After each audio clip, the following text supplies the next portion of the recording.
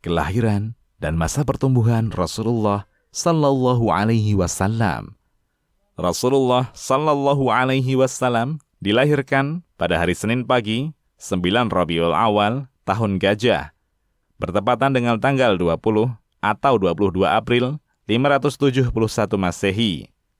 Banyak pendapat ulama tentang kapan waktu Nabi Muhammad dilahirkan.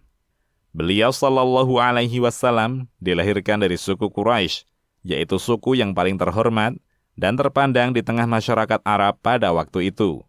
Dari suku Quraisy tersebut, beliau dari Bani Hashim, anak suku yang juga paling terhormat di tengah suku Quraisy. Rasulullah Sallallahu Alaihi Wasallam lahir dalam keadaan yatim, karena bapaknya, Abdullah, telah meninggal ketika ibunya Aminah mengandungnya di usia 2 bulan. Setelah melahirkannya, sang ibu segera membawa bayi tersebut ke kakeknya, Abdul Muttalib. Betapa gembiranya sang kakek mendengar berita kelahiran cucunya. Lalu dibawanya bayi tersebut ke dalam Ka'bah. Dia berdoa kepada Allah dan bersyukur kepadanya. Anak tersebut kemudian diberi nama Muhammad, nama yang belum pernah dikenal masyarakat Arab waktu itu. Lalu pada hari ke-7 setelah kelahirannya, Rasulullah Sallallahu Alaihi Wasallam dikhitan. Selain ibunya, Rasulullah Sallallahu Alaihi Wasallam disusukan juga oleh Thuwaibah, budak Abu Lahab. Kemudian, sebagaimana adat kebiasaan masyarakat perkotaan waktu itu, ibunya mencari wanita pedesaan untuk menyusui putranya.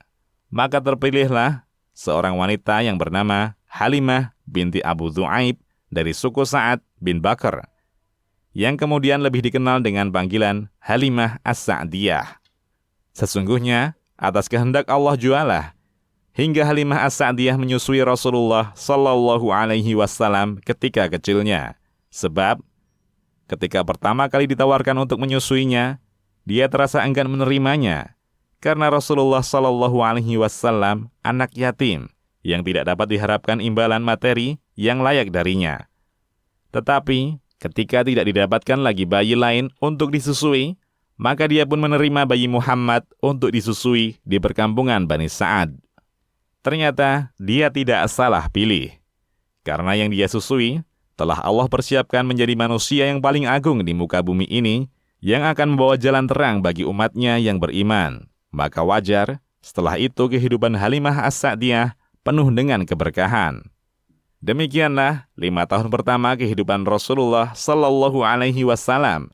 Dia lalui di daerah perkampungan dengan kehidupan yang masih asri dan udara segar di lembah Bani Sa'ad. Hal tersebut tentu saja banyak berpengaruh bagi pertumbuhan Rasulullah Sallallahu Alaihi Wasallam, baik secara fisik maupun kejiwaan. Peristiwa pembelahan dada, Syaqqus Sadr.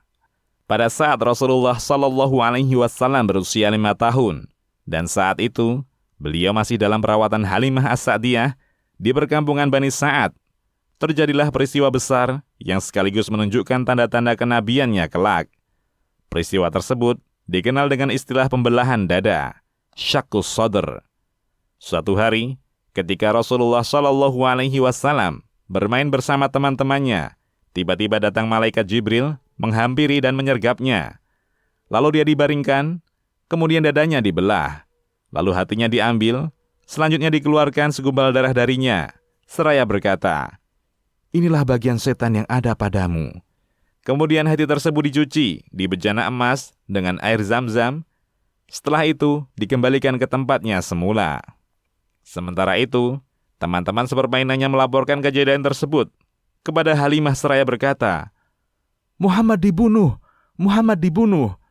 Maka mereka bergegas menghampiri tempat Rasulullah Sallallahu Alaihi Wasallam semula. Di sana, mereka mendapatkan Rasulullah Sallallahu Alaihi Wasallam dalam keadaan pucat pasi. Setelah kejadian tersebut, Halimah sangat khawatir terhadap keselamatan Muhammad kecil Sallallahu Alaihi Wasallam. Akhirnya, tak lama setelah itu, dia memutuskan untuk memulangkannya kepada ibunya di kota Mekah. Maka berangkatlah Halimah ke Mekah, dan dengan berat hati dikembalikannya Rasulullah Sallallahu Alaihi Wasallam kepada ibunya.